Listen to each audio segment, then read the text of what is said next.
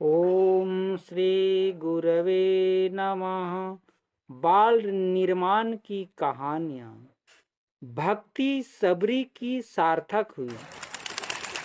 महर्षि मातंग जिस आश्रम में रहते थे, स्नान करने का सरोवर वहां से दूर था। उन्हें प्रातःकाल अंधेरे में ही जाना पड़ता था। प्रकाश का कोई प्रबंध था नहीं। उस पर भी मार्ग के दोनों ओर कटीली झाड़ियां खड़ी थी। रास्ते में दिन रात कांटे बिखरे रहते और उपानहाविहीन मातंग तथा उनके शिष्य उधर से निकलते तो सैकड़ों की संख्या में कांटे उनके पैरों में चुभ जाते। इससे उन्हें प्रायः सदैव असह्य कष्ट बना रहता। आश्रम के पास ही भिलनी सबरी निवास करती थी। उसने यह बात सुनी तो बहुत दुखी हुई। लोक कल्याण के लिए अपने जीवन की सारी सुख सुविधाएं छोड़ देने वाले ऋषि की क्या मैं इतनी भी सहायता नहीं कर सकती?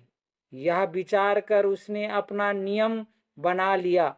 प्रतिदिन दोनों समय जाती और महर्षि मातंग तथा विद्यार्थियों के उस रास्ते से गुजरने के पहले ही रास्ते को बुहार कर साफ कर आती। महर्षि मातंग सबरी की इस सेवा से बहुत प्रसन्न हुए। उन्होंने एक दिन सबरी को अपने पास बुलाया और कहा, सबरी, तुम हम सब की सेवा सहायता करती हो, इसलिए आज से तुम्हारे भरण पोषण की व्यवस्था यहीं रहा करेगी। धन्यवाद।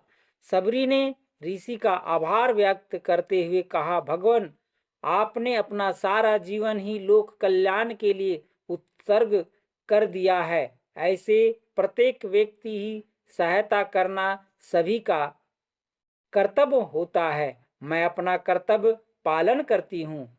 इसमें मूल्य लेने की क्या आवश्यकता है? मैं अछूत हूँ तो क्या अपने पोषण की व्यवस्था नहीं कर सकती क्या?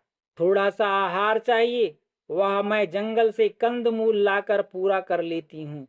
उसके लिए आपकी सुविधाएं तथा आवश्यकता में कटौती क्यों करूं?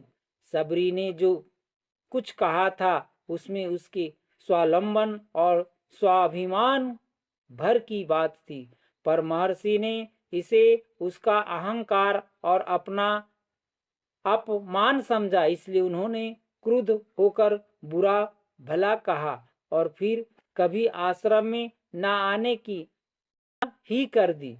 इतने पर भी सबरी ने अपना कर्तव्य ना छोड़ा। वह पहले की तरह ही मार्ग में बुहारी लगाने और कांटे बिनकर फेंकने का काम उसी लगन और भावना के साथ करती रही। लोगों ने कहा भी, सबरी, तुझे तो महर्षि मातंग ने साप दे दिया है, फिर तू उन्हीं की सेवा कर रही है। भावनाओं में डूबी सबरी ने कहा, महर्षि नाराज हो जाए तो क्या मैं भी नाराज हो जाऊं? उन्होंने अपना सब कुछ संसार की भलाई के लिए उत्सर्ग कर दिया है, इसलिए मेरा भी यह कर्तव्य है कि मैं उनकी नाराजी की उपेक्षा करूं और अपने कर्तव्य पालन पर अडिग बनी रहूं। एक दिन भगवान राम स्वयं उनकी झोपड़ी में आए और मांगकर उसके हाथ से सूखे बैर खाए।